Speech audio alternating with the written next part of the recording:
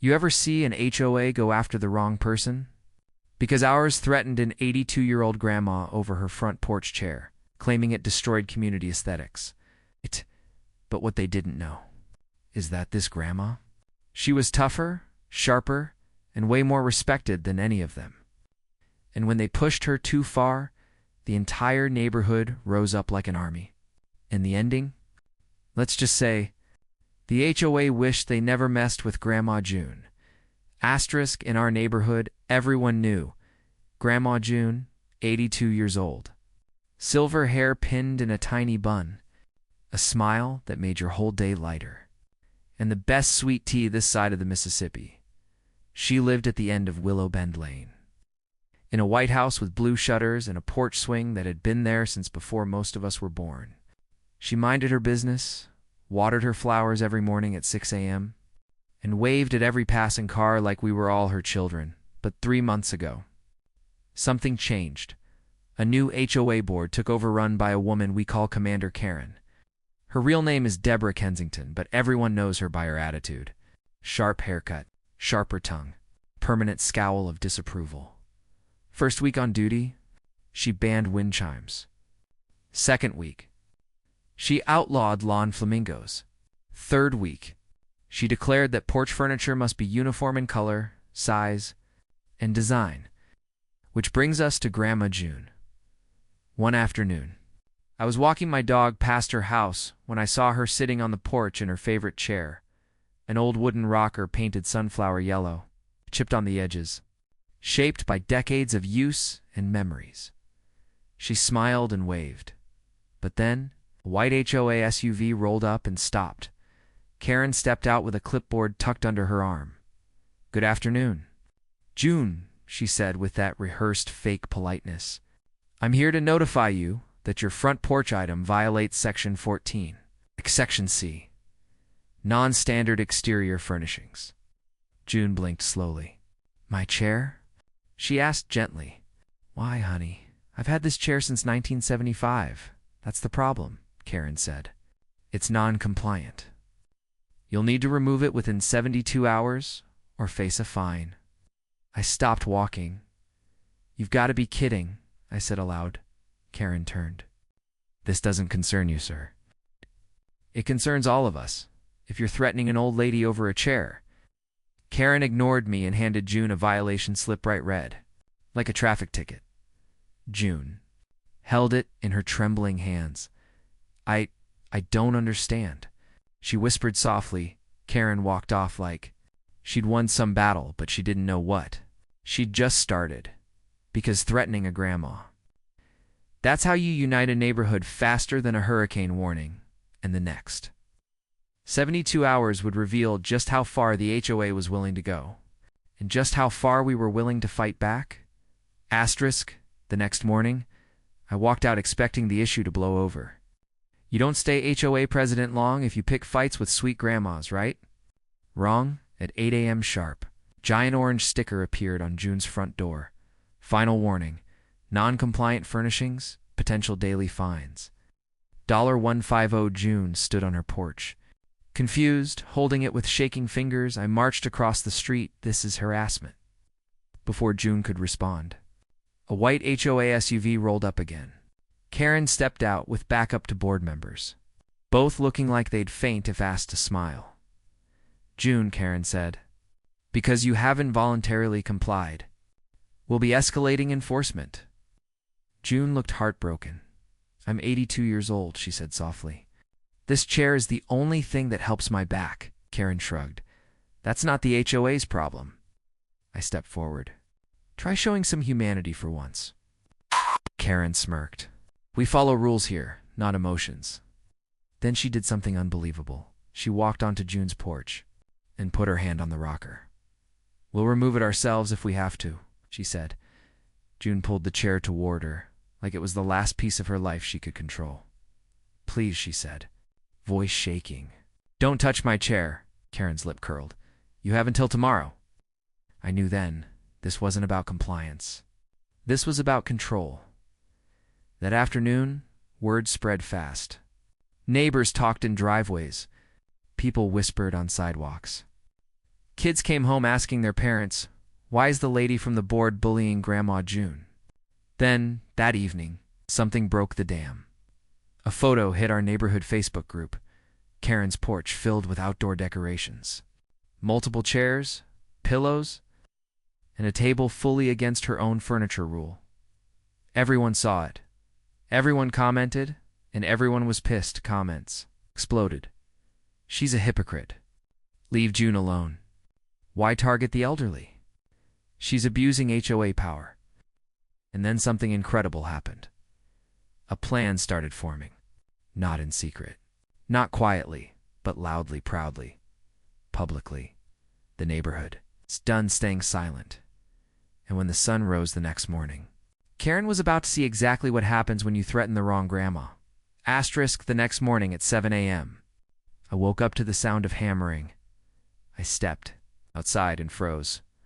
20 neighbors, some still in pajamas, were on Grandma June's lawn building. Building what? Dozens of chairs. Wooden chairs. Metal chairs. Rockers. Benches. Stools. All painted sunflower. Yellow, an army of matching chairs. Someone was blasting country music. Someone was passing out donuts. Kids were painting little sunflowers on chairbacks. And in the middle of it all was June crying into a tissue while people hugged her. Her granddaughter, Mia, explained. "You threatened one of us," she said. "Now you deal with all of us." By 10 a.m. There were 50 yellow chairs lining June's sidewalk. By noon, there were 100. By 2 p.m., the local news arrived. By 3 p.m. the story hit social media. Hashtag stand with Grandma June. Hashtag HOA overreach. Hashtag yellow chair evolution. Karen showed up around 4 p.m. furious. Red-faced, holding her tablet like she was about to swing it. "What is the meaning of this?" she shrieked. I stepped forward.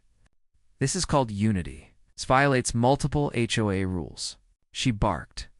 "So does your porch decor," I replied. She froze. Gasps went through the crowd. Mia tapped her phone. "Funny you mention rules, because here's a picture of your porch taken yesterday." She displayed the photo of Karen's own violations. Karen's jaw dropped. "That's taken out of context." A man shouted, "So is threatening an old lady." A woman yelled, "Show us where in the rules it says rocking chairs are a crime." Karen snapped, "I am the HOA president." And June stepped forward. Her voice was soft. "But strong?" "No, sweetheart. You're just a bully with a clipboard." The crowd erupted. Karen tried to shut it down. "Everyone disperse. Now, or you'll all be fined." But nobody moved. Not one person. And then someone shouted, "Meeting. Tonight, we're calling for a vote." Karen's face drained of color. She knew what that meant. Her power was slipping, and the night would decide her fate. Asterisk, the HOA clubhouse had never been so packed. Standing room only, people spilling out the door. Even seniors who never left their houses showed up. Karen sat at the front table, arms crossed, jaw clenched, trying to pretend she had control. The meeting began. Karen cleared her throat. "Tonight's agenda?"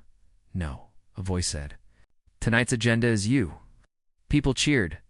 Mrs. Holbrook stood up with a folder of printed screenshots. "These are photos of your porch decorations breaking your own rules." "Explain," Karen stuttered. "I exempted myself because the room exploded." "You what?" "You made yourself an exception." "Hypocrite." Then Mr. Alvarez stood. "This is a report of every fine you've issued in the last 30 days. 90% were targeted at elderly residents living alone. Care to explain that?" Karen shook her head furiously. "That's confidential, not anymore," he said, holding up the documents. Then I stepped forward. "And here," I said, placing something on the table, "is video of you threatening to remove June's chair yourself." Gasps. Karen slapped the USB away. "That's a legal recording." "You can't," the board president emeritus interrupted. "Actually, Deborah, we reviewed our bylaws. The neighborhood can call an emergency vote when the board oversteps. And tonight, we vote on your removal." Karen went pale. "This is a witch hunt," she whispered. "This is accountability," I said.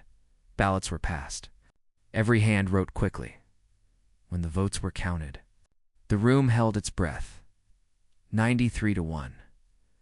She was removed, effective immediately. She tried to storm out.